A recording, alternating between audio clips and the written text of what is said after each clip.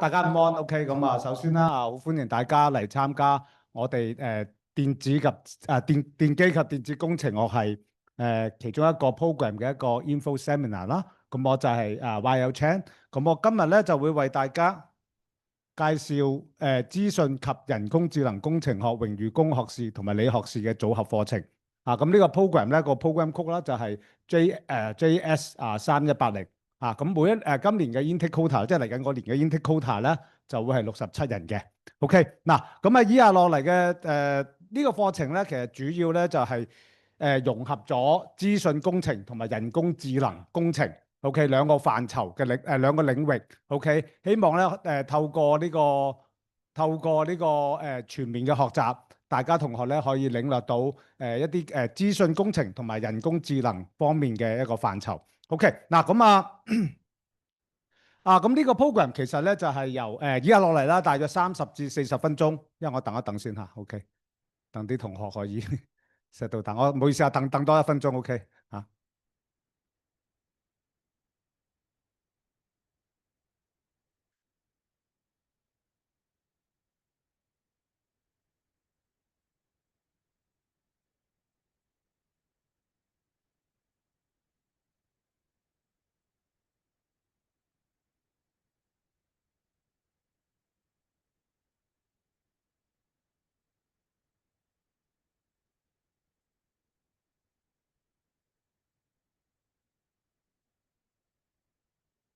OK 或者我繼續啦。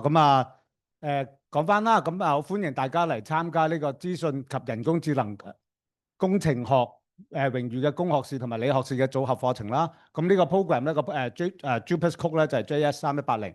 咁今年嘅 intake quota 嚟緊嗰年嘅 intake quota 咧就係67個。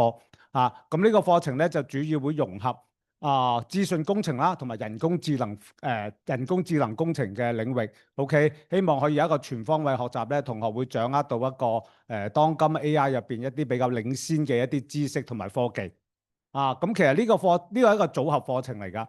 咁呢個組合課程咧會由淺入深。OK，咁喺第一年入邊咧，同學咧就會去學習，大家會所有嘅同學都會同時去 study 一個我哋叫做 common first year。OK，咁然之後咧，第二年咧，同學咧就根據佢第一年學習嘅嘢，OK，咁希望同學可以發掘到自己真正喺邊方面嘅興趣，而選擇3個主修嘅課程。OK，咁咧就包括咧就係 AI and Information Engineering，OK，AIIE 啦，同埋或者 Electronic System and IoT，ESIoT，OK，又或者 Information Security，OK，INS 嘅 program。OK，咁基本上咧，我哋呢個 program 同學讀完第一年啦，咁第二年咧係自由選擇嘅，冇任何嘅我哋叫做 criteria，即係同學唔需要擔心喺入咗嚟之後，第一年又要做多一次競爭去揀佢哋唔同 program。咁我哋每一個 program 咧，其實都會有唔同嘅 program leader 去 handle 去處理同學嘅如果有啲咩建議啊，或者有啲咩諮詢啊，我哋都會有同事去幫手嘅每一個 program。講一啲好基本嘅知識先啦嚇。呢個 program 咧就係4年制嘅。基本上我諗大家都知道啦，喺大學嚟講咧就會行一個 credit base 嘅 system。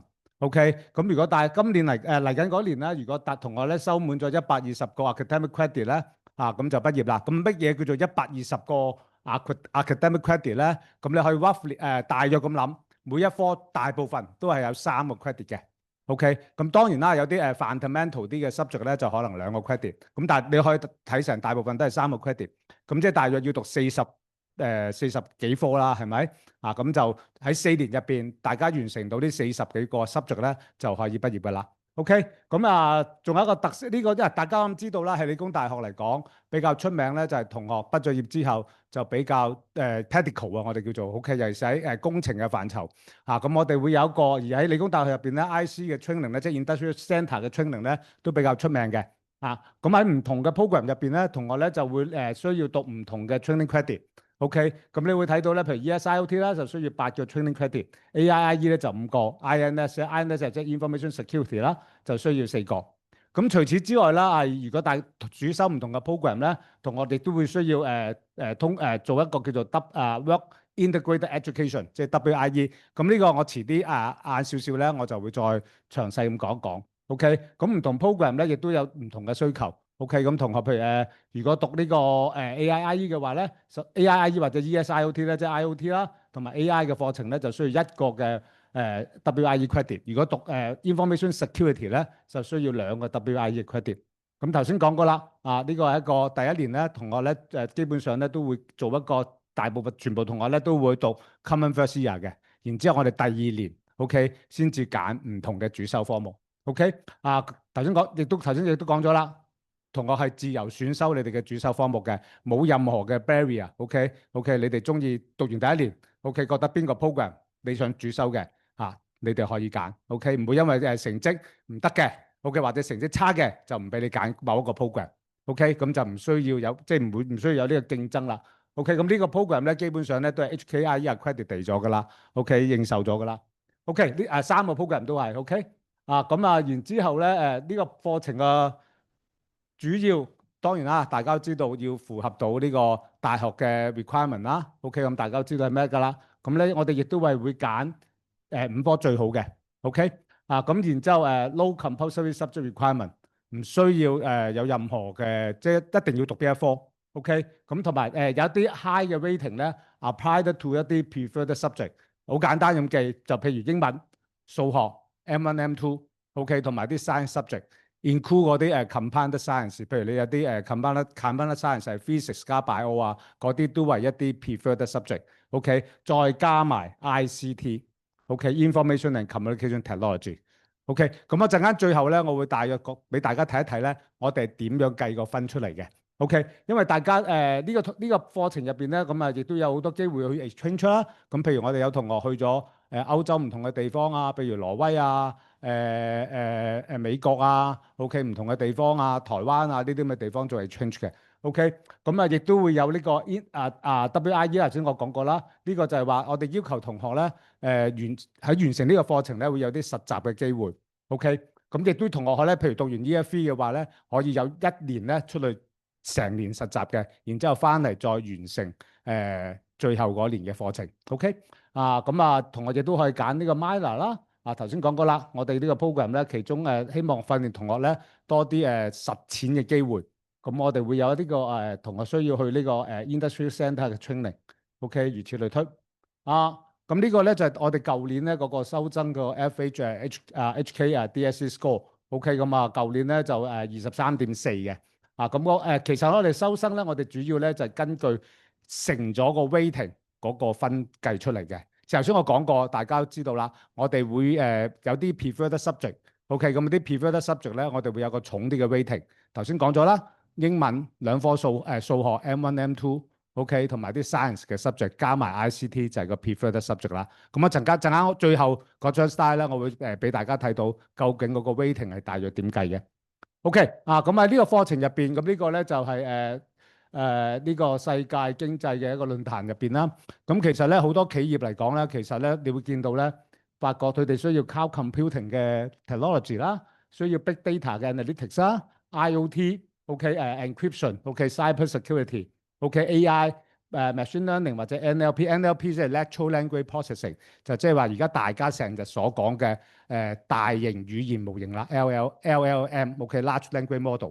OK，咁同埋呢個一啲多媒體嘅處理啦，咁你會發覺其實咧，我哋呢個 program 咧，喺3個 program 入邊，其實我哋都cover 到呢啲咁嘅 topic 㗎。OK，咁頭先講過啦，呢個 program 同我入嚟會讀 common，第一年會大家會係 common 嘅。OK，咁然之後咧，同學咧就可以選擇唔同嘅課程。OK，咁其中一個咧就係 AI and Information Engineering 人工智能及資訊工程學系。OK，咁我諗大家都知道啦，喺呢幾年 OK 喺香港全世界 OK AI 嘅普及，我諗大家都即係應該領略到啦，係咪？咁所以如果大家將來畢業OK，如果有一啲 AI 嘅 knowledge 出嚟，應該係無往而不利㗎。即係如果你講翻10年前 OK，如果同學有呢個電腦嘅知識，咁出到嚟都易揾工好多啦，係咪？咁但係而家將來係點咧？將來咧，我諗都係 AI 㗎啦。OK，咁我哋見到而家基本上全部嘅企業咧都會應用 AI。OK，咁喺呢個program 入邊咧，我哋會教授同學咧一啲科學或者工程同埋數學嘅知識。OK 係 AI 背後嘅工程、科學同埋數學嘅知識。OK 咁同學咧就會理解到點樣去建立一個模型。OK 然之後去解決唔同嘅問題。其實主要係 AI 嚟講咧，係主要點樣模仿人類去解決問題。OK 或者做一個 decision making。只不過 AI 你會見到 AI 嘅方法咧，AI 嘅 model 咧係快好多，甚至乎而家咧有啲 application，即係有啲應用入邊咧係比人類已經係準確㗎啦。OK，陣間我會舉好多好多唔同類型嘅例子。咁譬如而家金融入邊啦，咁好多時候嗰啲銀行啊、投資銀行啊、零售銀行啊或者保險咧，其實都會根據嗰個客戶嗰個我哋叫做 portfolio 啦，嗰個即係嗰個 portfolio 啦，同埋客戶之前嗰啲交易嘅取向，然之後用 AI 嘅 model 去估計個客戶會做啲或者做一啲建議。OK，如此類推，或者醫療。OK，醫療咧就會譬如好多好多醫療機構咧，其實而家可以已經用到 AI。OK，然之後根據個客戶嗰個嘢都係根據佢嘅背景啦，同埋佢以往嘅病歷，然之後幫醫生做出一個更準確同埋更快捷嘅判斷，又或者預防疾病嘅。OK，嗱咁以下落嚟咧，我就會舉一少少例子啦嚇。咁關於頭先所講啦，咁譬如 AI in healthcare。OK，咁大家都見到啦，會配合呢個多媒體嘅處理。OK，咁然之後譬如舉一個簡單例子，其實而家香港公立醫院，我諗大家都知道。香港公立醫院有幾咁嗰條龍有幾咁長㗎啦，係咪？咁好多時候係因為人手，一來人手又唔夠啦，係咪？而家大家都知道，無論醫生啊、護士啊個需求好大。咁其實呢個 project 咧就係用一個 AI 分析一個X-ray 啊嗰啲咁嘅呢啲片咧，就可以幫醫生做一個快速嘅篩選，咁就會知道究竟呢個病人究竟係有冇問題。OK，然之後其實好多時候 AI 咧就係幫唔同企業有效率咁去處理一啲嘢更快，因為大家知道 GPU 而家係好犀利，OK，咁究竟係快人類個 decision 咧係好多嘅咁除此之外啦，咁頭先講過啦，咁其實 AI 咧就用喺好多唔同嘅 business 入邊嘅啦，咁例如而家譬如你出嚟，如果你 join 咗啲餐廳嘅 member，OK，咁基本上你入到餐廳咧，佢會根據你之前嘅喜好。然之後可能 recommend 到一啲菜單俾你㗎啦，OK，又或者再簡單啲嘅，OK，而家你哋去睇video，OK，去一啲影片嘅平台 Netflix 啊、Disney 啊，任何平台，OK，佢會彈好多推介俾你㗎，係咪？我諗大家都有呢個經驗啦，或者social media，咁基本上咧佢背後咧都有一個叫做運算模型，有個 AI 嘅 model，就根據個客戶唔同嗰個取向，然之後佢就根據你就學習咗你嗰個行為。然之後呢個就係呢個學習呢個行為咧，就其實背後咧就係用 AI 去做嘅。OK，咁做完之後咧，佢就會有一啲嘅 decision 俾你話俾你聽。哦，你呢個人可能喜歡呢啲片。咁大家我諗都有好多經驗㗎啦，social media。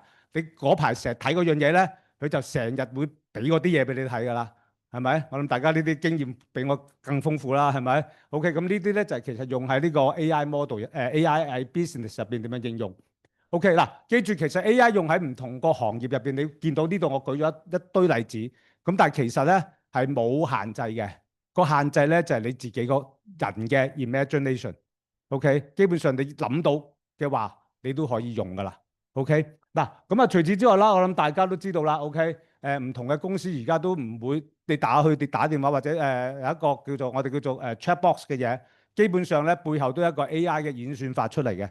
OK，咁你問佢，佢又不斷會答。OK，我諗最近大家都會知道啦。呢啲咁嘅模型咧，呢啲咁嘅 application 咧，就會用唔同嘅模型去做嘅。OK，舉例 OK，ChatGPT 啦，我諗大家好熟啦，Gemini 啦、Claude 呢啲全部都係可以做到呢啲咁嘅功能。OK，咁你會發覺基本上 OK 或者 Siri 啦，我諗電話其實買部 iPhone 或者買其他電話都有呢個人同你傾偈啦。OK，咁其實背後咧佢都係一個 model。佢會學習你嗰個行為，然之後幫你 build 一個 model，然之後處理唔同嘅嘢。OK 咁呢個我諗大家如果有玩開 AI 嘅，大家都有應該試過㗎啦。OK，咁我諗而家financial 同埋 banking 啦，咁會用喺邊度咧？咁就用喺 e-banking 啊。OK，咁大家而家好多時候要做一啲銀行嘅運作，都唔會親身走到去銀行度做。OK，好多時候用部電話已經搞掂晒啦。OK。咁甚至乎我做一啲投資嘅建議啊，其實背後銀行都可能係用 AI 去做噶。OK， OK 啊，咁 education 咁啊有啲乜嘢 AI 會用喺 education 入邊咧？咁其實我哋大學都會有用到呢啲咁嘅自己都標咗一啲 model 咧。咁譬如同學寫完個 report 或者做完個 video presentation，OK，咁同學咧就可以將啲 report 或者將個 presentation 咧就 upload 去一個 AI 嘅 model 或者個 application 入邊咁嗰個 model 咧就會俾一啲建議個同學。OK，咁然之後咧，咁呢個係一個好好嘅方法嚟㗎，因為好多時候同學都好多時候係有啲同學又怕醜啦，係唔想成日揾老師啦，又或者其實老師同一時間處理唔到咁多同學，咁好多時候 AI 咧俾啲建議，同學就根據個建議咧就再去改善，咁亦都可以幫助到同學學習。咁呢個咧就係一個好 typical 咧 AI 用喺呢個 AI 用喺呢個 teaching 入邊嘅啦。OK 咁除咗 AI 其實用咗即係其實 AI 嘅概念咧就係令到提升唔同嘅企業嘅效率，OK，又或者應用，譬如好似最近啦，大家咪好多呢啲咁嘅圖嘅，啱啱過去嗰個禮拜打風，OK，如果你去到某唔同嘅網站、唔同國家嘅網站，其實而家咧已經可以用到好多譬如地理一啲數據咧，去分析到個風咧會係點走向嘅，所有嘢都做到㗎啦，OK，你會見到唔同國家會有唔同嘅預測，咁其實背後咧都係用一啲 AI 嘅 model 去做。咁除此之外啦，咁大家都如果結合多媒體嘅話咧，會有啲乜嘢嘅 app 應用咧？大家Apple 入邊啦有 Vision Pro 啦，OK，咁大家戴住隻一個眼鏡嘅嘢，OK，咁咧就會睇到一個模擬嘅場景，OK，咁大家咁知道 Apple 嘅Apple App 嗰個 Vision Pro 咧最大嘅問題咧就比較重同埋大嚿，OK，咁而家咧Meta 咧亦都出咗一個咁嘅眼鏡，就輕便好多，OK，咁當然啦。電亦都係一個 issue 嚟嘅，佢哋而家暫時嚟講，因為太多嘅 operation 喺入邊，OK，咁咪都係大家即係唔同嘅企業其實都係競爭緊呢個板塊嘅，OK，咁除此之外啦，大家喺電視都見得多啦，或者去到如果你今日行 Poly 嘅 booth 咧，大家都會見到唔同嘅 department 都有唔同嘅機械人，包括我哋 department，OK，咁其實喺背後咧都係靠呢個 AI 嘅運作㗎，OK，OK，咁喺呢個 program 入邊咧，頭先講啦，基本上3個 program。大家都會讀呢啲嘢嘅，OK，Year One common 嘅，頭先我講過，OK，咁同學咧就會讀一啲數學啦，OK，或者一啲數學，因為其實背 AI 嘅背後咧，其實好多係一個需要一啲數學，你先至會明到佢個 model 究竟係點樣運作㗎，OK，咁所以咧喺 Year One 嚟講咧，同學咧會讀數學啦，咁亦都會讀一啲好fundamental 嘅 subject，譬如 IT，OK，咁亦都會讀一啲 fundamental 嘅 AI 同埋 data analytics。一啲 programming 啦，OK，一啲 applied engineering fundamentals。咁同學經過1年啦，讀咗呢啲 subject，希望同學咧可以揾到自己嘅興趣，從而揀到唔同嘅科目。OK，咁如果揀呢個 AI 呢個 program 咧，第2年同埋第3年咧就主要會集中讀一啲data structures。因為其實好多時候我哋講 AI 咧，背後有一大堆數據㗎。我哋點樣去處理呢啲數據咧？咁呢啲就係 data system data structure 呢啲咁嘅東西啦。咁大家同學咧亦都會讀呢個一啲 AI 嘅 techniques 啦，一啲電腦嘅techniques 啦，一啲web system technology 嘅嘢。咁而去到 final year 咧，咁同學咧就會有啲我哋叫做 technical elective。OK，咁喺呢啲 subject 入邊咧，就真係會係比較集中係一啲 AI 嘅一啲課程啦。OK，咁同學可以揀個 AI。enable 嘅 IoT computer vision and pattern recognition IoT 嘅 security OK，如此類推，或者一啲多媒體嘅處理嘅 subject 因為好多時候我哋用 AI 咧，其實好多時候都要處理呢個多媒體嘅，譬如我哋嘅機械人，好多時候佢影住啲咩，影住啲 image 或者攞啲 video 翻嚟，咁我哋要點樣去 handle 呢啲 image 呢啲 video 嘅 data 咧？咁亦都需要同學亦都要需要知道噶。OK，咁大家如果讀完呢個 program 之後啦。咁畢業之後咁有啲咩行業咧？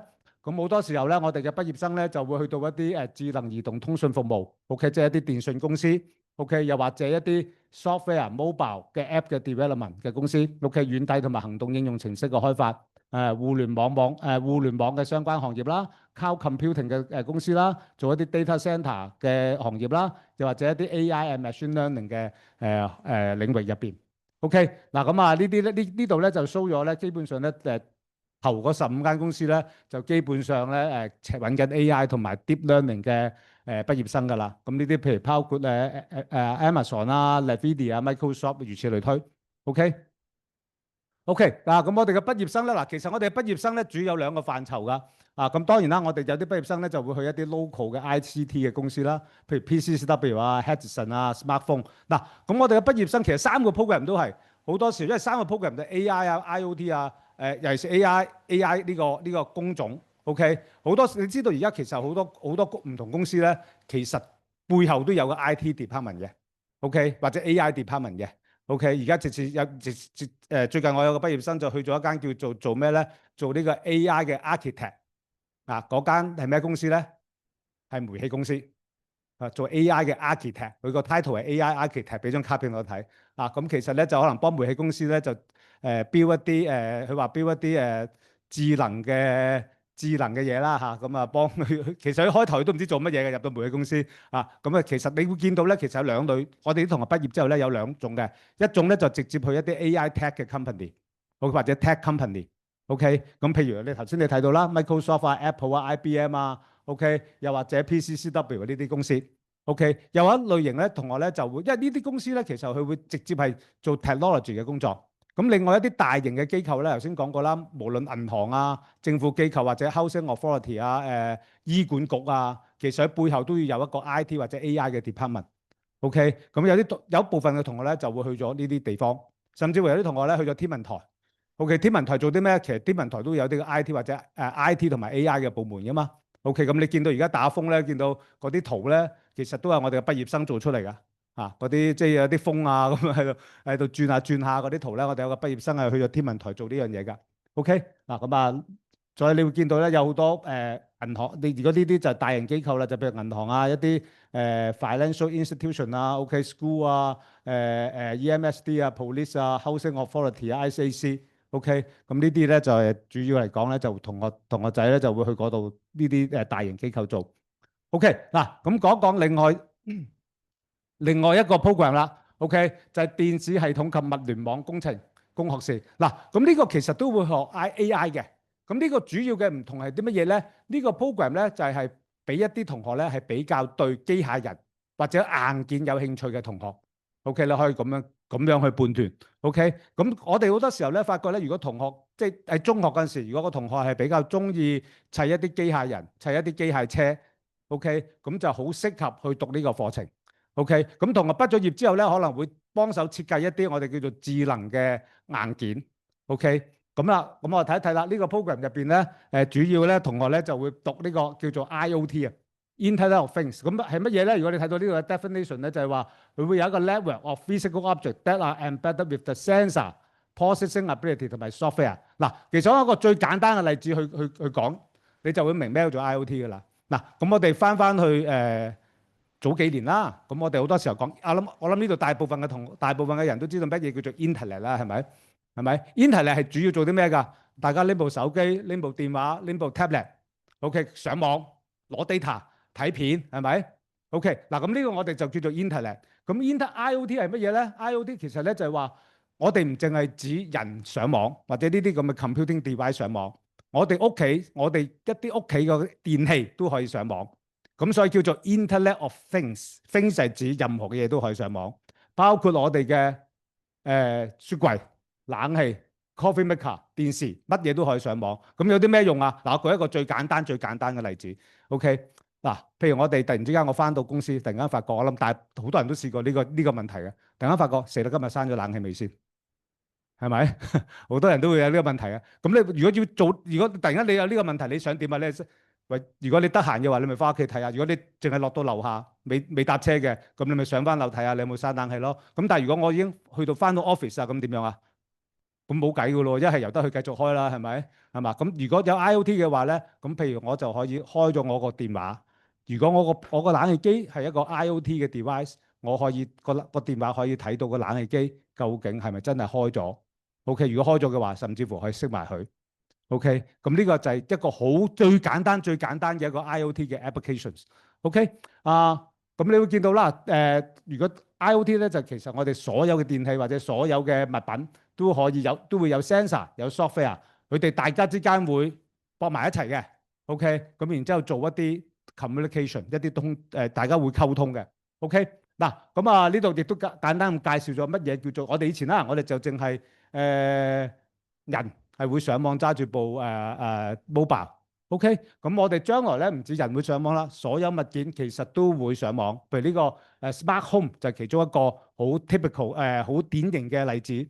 OK，咁我哋會發覺咧，根據如果我哋所有物品都可以上網，咁我哋可以控制一啲窗譬如有啲人可以懶到一起身，張床有個 sensor 嘅，你一起身佢就會自動開窗噶啦，跟住仲自動幫你整埋杯咖啡。OK，開埋部電視。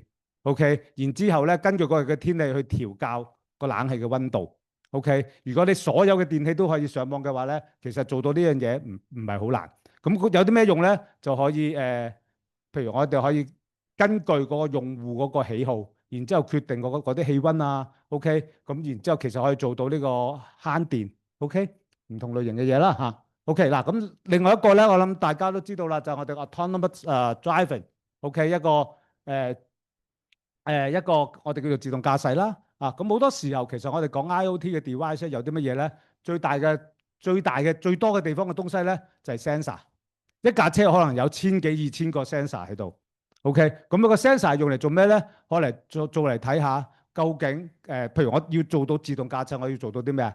我揸出去，我要知道嗰度有冇車，或者兩架車會撞埋，係咪？我要知道而家嘅路牌係乜嘢？OK，個交通情況有冇障礙物，從而知道咧我架車係點樣行，轉左定轉右，個速度係幾多？OK，咁車與車之間咧，亦需要知道communicate 嘅喎，係咪？咁佢哋互相之間會有通訊，OK，互相之間會有通訊，令到佢哋唔會撞，同埋令到我哋個 traffic 咧係會流暢一啲。嗱，咁我哋要做到呢啲咁嘅嘢，我哋需要啲乜嘢咧？咁每一架車頭先我講咗啦，譬如一架車有幾百個或者幾千個 sensor，咁一架車其實已經攞咗好多 data 翻嚟㗎咯喎，係咪？咁如果我哋講緊一條路入邊可能有幾十架車、幾百架車咁點啊？咁其實我哋可以攞到好多數據翻嚟。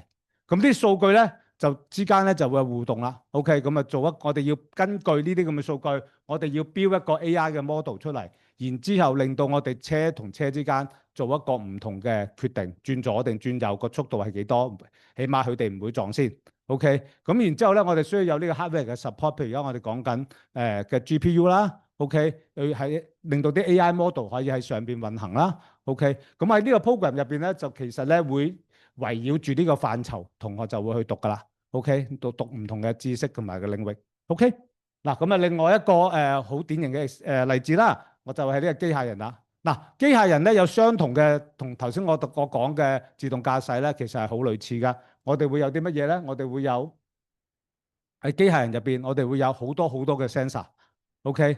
同一道理啦，好多嘅 sensor 咁點啊？我哋會發覺咧啲 data 咧，呢啲咁嘅 sensor 攞到啲 data 之後咧，就會俾呢個 hardware，OK，跟住用呢個 AI 嘅 model 去處理，然之後令到個機械人咧可以做到唔同嘅 decision，OK，或者你想去做嘅 decision，OK，咁然之後咧就做到唔同嘅 motion 同埋motor 同埋個 motion 嘅 control 啦，OK，咁如果有多過一個機械人，佢哋之間透過呢個 communication，仲係有唔同嘅互動。OK，嗱咁呢啲就係一個好典型嘅一個 IoT 嘅 examples 啊。嗱，咁喺呢個 program 入邊咧，我哋主要頭先你見到啦，我哋嘅 program 叫做 ESIoT 啊嘛。咁主要分開兩個範疇嘅，一個就係 ES 就即係 electronic circuit，另外一個咧就係 IoT。嗱，咁 ES 咧做啲乜嘢嘅咧？咁同學咧就會主要咧就會學一啲hardware 嘅嘢。OK，譬如一啲sensor 啊，OK，甚至乎會學到 CPU 啊、GPU 入邊嘅一啲知識啦。OK，咁然之後咧，另外一個範疇咧，同學咧就會讀 IoT 啦。咁啊，究竟我哋其實呢個咧有啲接近，我哋同學需要一啲叫做學一啲 AI 嘅嘢，好似一啲 model 嘅嘢。OK，然之後咧點樣去喺呢啲 hardware 入邊運作嘅？OK，嗱咁啊，根據頭先嗰個邏輯啦嚇，咁啊，我哋個 program 入邊咧就主要分開一大堆唔同嘅 subject，係一啲咧就係主要讀 electronic system。一啲咧就主要讀 IoT 嘅，咁你會見到 electronic system 咧就可能最 fundamental 嘅 subject 咧就係啲 basic circuit analysis 啦、logic design 啦、microcontroller 啦、computer system 啦，OK 咁然之後咧一路讀落去咧，同學咧就可能讀嗰啲 VLSI design 啊，OK 一啲mobile networking 啊呢啲咁嘅 subject。OK，而 IoT 入邊咧，同學咧就會有機會咧就讀到一啲 IoT security 啊，會做一啲 IoT project 啊，咁一啲 fundamental 嘅 machine learning 啊，呢啲如此類推嘅學習。OK，咁呢個咧我就跟住嚟俾大家睇一睇咧，呢個咧就係我哋 Year Two 嘅同學，即係讀第二年嘅。OK，佢哋一個我哋叫做實習嘅，唔係實習啦，一個 project。OK，咁啊睇下佢哋咧就做緊啲機械人咧，就推啲波入。大聲啊！熄咗個聲先。OK，咁你見到呢班同學咧，其實咧佢哋當呢個 project 要交嗰陣時咧，佢哋基本上咧係留喺個 lab 度唔願走嘅。我哋趕佢都唔走嚇。咁你會睇到其實同學咧嘅個參與程度啦嚇，咁佢哋好緊張噶嚇。咁就或者陣間如果大家有時間嘅話咧，可以其實參觀我哋唔同嘅 lab 咧，我哋都會有唔同嘅機械人嘅展品嘅嚇。OK，咁啊呢個就係。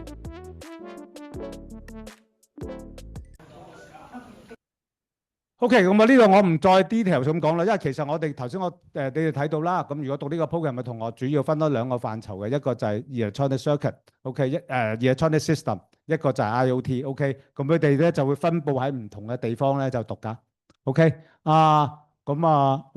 咁個 career prospect 啦，咁其實咧就而家嚟講，同學咧就主要會用IoT 咧就會喺唔同嘅4個範疇入邊，譬如一啲 wearable，OK，一啲 smart home 啊、smart city 啊，咁我好快咁講啦。咁呢個咁大家都好熟噶啦。而家啲智能手錶啊、AirPod Pro 啱啱 Apple 出過隻叫做咩 AirPod Pro 3係嘛？OK，咁嗰啲 device 咧，嗰個新嗰個咧就可以做即時翻譯，OK，甚至乎可以話量到呢個血壓，不過我未試過。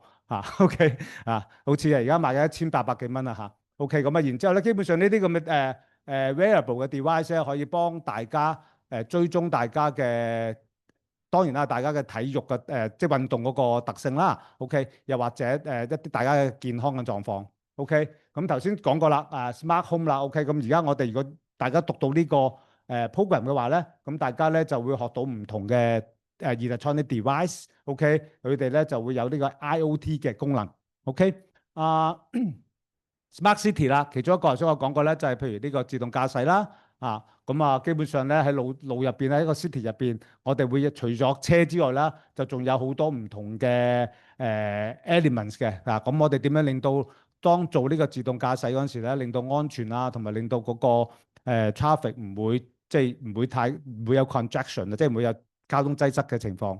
OK，咁譬如呢個 Smart Industry 入邊有啲乜嘢咧？譬如好多而家個工廠咧就係好多自動化㗎啦。咁我哋其實好多時候如果用到一個 AI 嘅 model 咧，咁其實都可以 detect 到其實有幾如果我哋可以預早 predict 到個問題。OK，譬如而家地鐵都用緊一啲 system 咧，就係話佢哋一架地鐵一路行緊嘅時候咧，佢其實會攞一啲影像，咁路軌入邊咧會攞到一啲路軌嘅影像。OK，咁然之後咧就根據呢啲影像咧，就估計佢幾時壞。OK，predict 到幾時壞。OK，否則嘅話佢壞咗先至去處理咧，就麻煩好多啦。OK，咁呢個就係所有嘅。OK，咁如果讀呢個program 嘅同學咧，咁其實都有出路咧，喺好多個範疇入邊都會有噶。咁就會有物聯網啦、IoT 嘅解決方案架構師。OK，呢個就係我頭先所講啦。我個同學我個學生去咗煤氣做嘅工種啦。OK，咁然之後有呢個行動應用程式嘅開發員啦。OK，embedded system engineer 啦，network and software engineer 啦，data analytics 啦。OK，仲有啲物聯網設備嘅設計師啦，UI 同埋 UX 嘅設計師啦，cloud computing 啦。OK，所有。咁好多同學出去咧，其實都會從事一啲智能產品嘅設計嘅。OK，喺呢個範疇入邊。OK，咁你會見到啦。最近我哋啲同學出去之後咧，會去譬如有唔同嘅公司啦，有同學去過，有一兩個同學去咗 Apple 啦、Google 啦。OK 亦呢個 program 咧，亦都會有啲同學咧，因為其實佢哋都學到啲 AI 嘅嘢噶嘛，係咪？咁佢哋都會去到一啲大型嘅機構，譬如 Citibank 啊、馬會啊，做呢啲咁嘅工種噶。OK，咁呢度我 skip 咗啦，因為時間關係。OK，咁最後啦，我講一講最後個 program 啦，就係個 information security 嘅 program 啦。咁我諗大家都知道啦，而家大家啲智能電話咁多，安全性都係另一個問題嚟嘅喎，係咪？咁喺呢個 program 入邊咧，就同學咧就會主要集中咧，就會喺呢個security。OK，咁security 嘅工作咧，即係網絡保安咧，讀一啲課程嘅。OK，咁佢哋會有呢個 academic knowledge 啦，同埋一啲 end-on 嘅 practice。OK，從而咧令到佢哋會用喺網絡電腦一啲 wireless 同埋 mobile 嘅 security，OK 嘅保安，同埋 security audit。譬如有啲公司好多時候咧，需要知道 OK 究竟我而家成個系統究竟係咪安全嘅？OK，咁呢啲要需要一啲即係有啲叫做工程師啦，去核 audit 下呢間公司究竟佢個運作，譬如銀行好需要嘅，究竟佢個成個 system 係咪安全嘅？OK，同埋會做一啲 penetration test 一陣我會講多少少噶啦。OK，同埋 forensics。咁基本上同學咧，如果讀完呢個課程咧，好多嘅 security 嘅專業嘅 certificate 咧都會有嘅。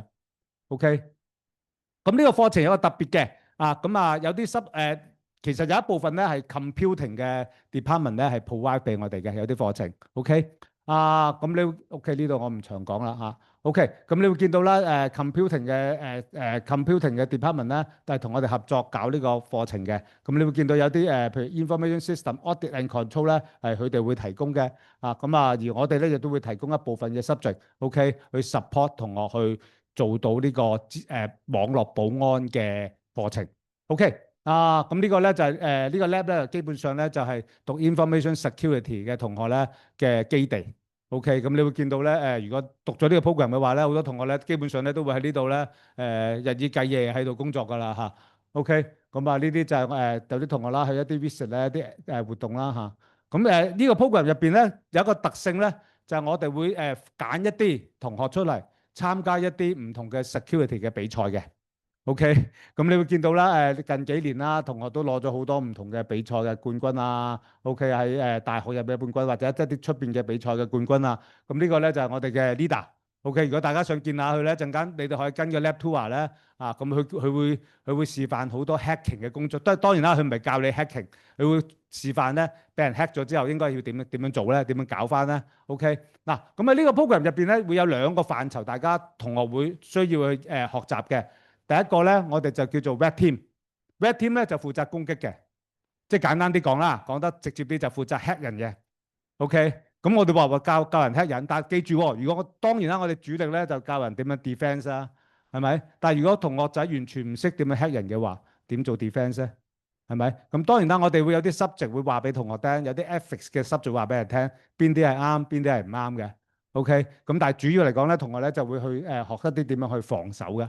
OK，咁好多時候咧，你會發覺咧有啲大企業咧就專請識工人嗰啲嘅喎，因為點解啊？佢會揾你翻嚟試下 hack 下佢個 system，睇下死唔死。OK，咁好多時候其實你最近有個 hacker，OK 都係做大家如果留意最近有個 hacker hack 咗 FBI 嗰個好出名嘅 hacker。OK，如果大家有留意新聞嘅話咧，咁其實佢最後咧佢其實係開咗間保安公司嘅，最後係教人點樣防守。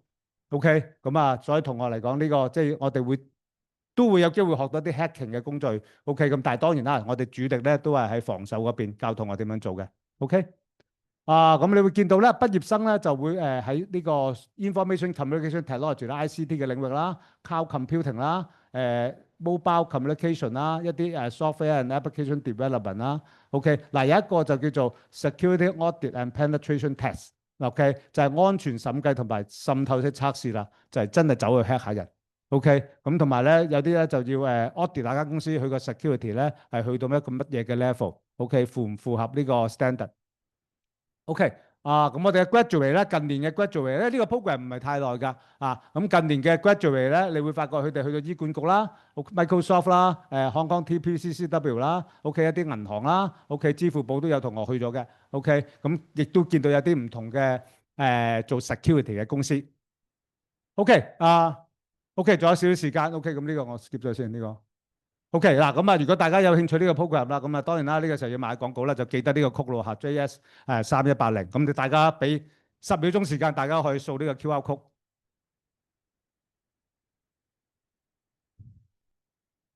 OK，得未